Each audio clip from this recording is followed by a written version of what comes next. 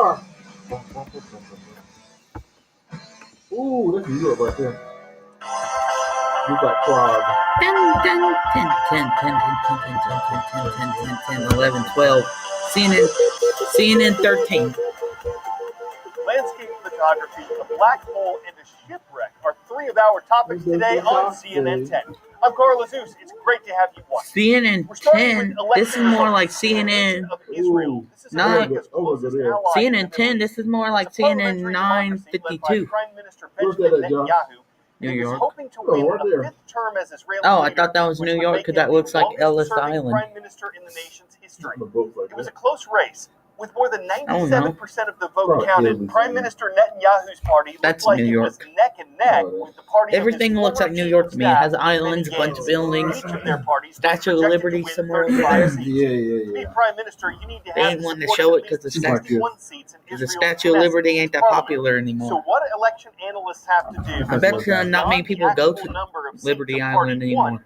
and tally up the number of other seats. Well, they that go are to likely Statue of support Liberty it. Island, but When they they did text that, while it walking appeared through the the incumbent statue. prime They don't minister even had look the at it. They just advantage, because text. Netanyahu was likely to have a coalition of 65 seats in his favor, while Oh, I know Gantz what was that likely is. to have That 55 thing. seats. Though Eiffel both Tower. front-runners initially claimed victory But I don't know if that's Tuesday real night, Paris or Gantz's Paris, party Tennessee. conceded on Wednesday, meaning the win goes to Netanyahu.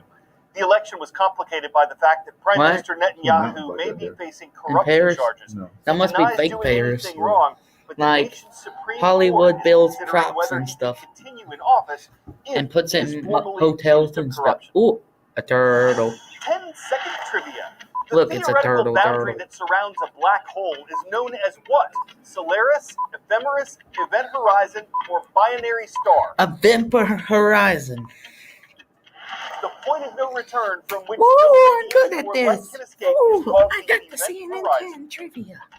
And there won't be no more CNN 10 tomorrow. Researchers with Right, the we National ain't gonna Science watch CNN Foundation, 10 a tomorrow. U.S. government agency, say a supermassive black hole is more than a muson. They say they captured a picture of one, and that this is the first direct visual evidence that black holes exist. Well, of course black holes exist. They've been talked about In theory, since a black hole is a body whose a long time gravity ago. is so intense that not even light can escape from it.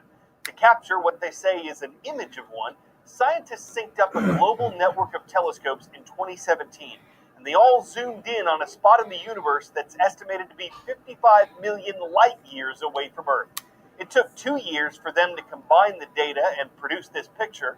What they call the M87 black hole is the shadow in the middle, and they say the orange glow around it is the material. How did they know that's a black hole? It could just be anything. Director of the National Science Foundation. I know people are gonna bring out the paper and say, "Oh yeah, it's just a UFO in the sky." And reveal the complexities of the universe. Their investigation. That's what they're gonna say. They're gonna bring out pen and paper and say, "That's a UFO." Just as Albert Dross's own investigation of the sky does. He's a Dutch photographer who shoots the stars and the landscapes around it. His images regularly appear in publications like National Geographic, and several cameras, including some of CNN's own, accompanied Dross on a recent trip to Kyrgyzstan. Maybe he's in one of those CNN, National Geographic comics over there. As a land of Books over incredible there. natural beauty and proud I said nomadic comics. traditions. Comics are Dross's picture trip books. proves that one frame at a time. Oh, snow. I would hate to be there Landscape photography is really my passion. with no shirt on.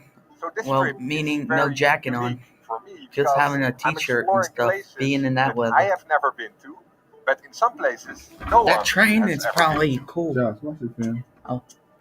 I know I'm what that Albert is. Dross. I'm Josh. a professional What? landscape photographer from the Sorry. Netherlands. You okay? I organize a Why lot don't of you I'm talking about photography this. workshops and photo tours. That's Statue of Liberty's staircase. I sell prints, I write for some magazines, I write for photography blogs. So through the whole year, I'm working a lot, but I also think it's very important to keep innovating. Visit a new country, try to plan a crazy shot. I just want to keep challenging myself. My girlfriend is from Kyrgyzstan, and I met her in Amsterdam. And before I met her, actually, I had almost never heard of this country. When I was doing some research online, I was really drawn. I wanted to explore it. In Kyrgyzstan, you drive through areas with very interesting canyons.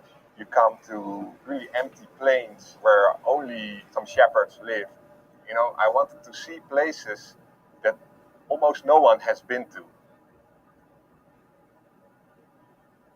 And here I also marked some spots, like right next to the road, you see, so I can lift the drone here. So it's actually very close to each other. You know, when I checked this, I didn't know that this part, if it's a road or a ridge or It's a river, yeah. Actually.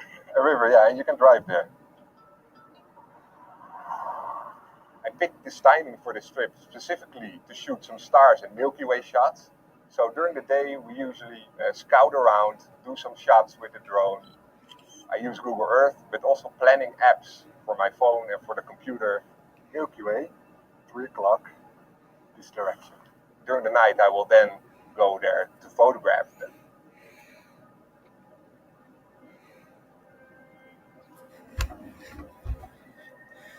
The fun thing and also the challenging thing about these shots is that we plan them together and we execute them during the night. It's pitch black and it's around minus 10 degrees.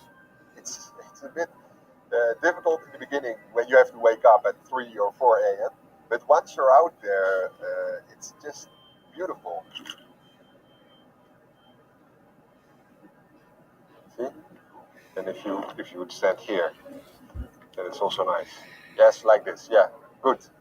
These canyons, there's a lot of interesting structures, and you can really play with light. Hey. We're using Timur's headlamp. Check out the cafeteria. I think it's helping out down there today. The iceberg, Mhm. and it gives a really magical effect. It looks really like a science fiction poster. We also brought an old oil lamp that we would use to light up the scene, and it gives a very nice, soft light result in the frame. These sceneries, they offer so much possibilities for night shootings, but the end result is not only the picture you see, it's the whole experience that we had taking this picture. So in this country, you can really find beauty anywhere. We're driving around, and look out the window, and often I just see scenes. I saw this really beautiful tree against this huge mountain backdrop, and there were some horses walking around. We also visit a water reservoir, a big lake, which was partly frozen. I could fly the drone and see top down. A very interesting contrast between the landscapes. Amazing textures from the sky. And it's very easy.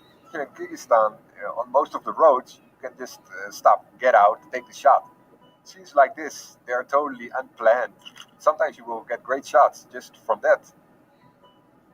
Through my images, especially from a place like this that not that many people have seen, I want to show how beautiful these places are, and that is definitely worth to visit. The hospitality everywhere is very good, and the locals here in general, it's like you go back in time. They live in the mountains, it's beautiful nature around them. It's very interesting to see how these people live. What impressed me the most was really that you have all these different kind of landscapes just in one place. Canyons, like in Utah. The mountains that we have in Europe. Peaks that you see in the Himalaya. It's very inviting for me as a landscape photographer to go out there and explore the beauty of the country.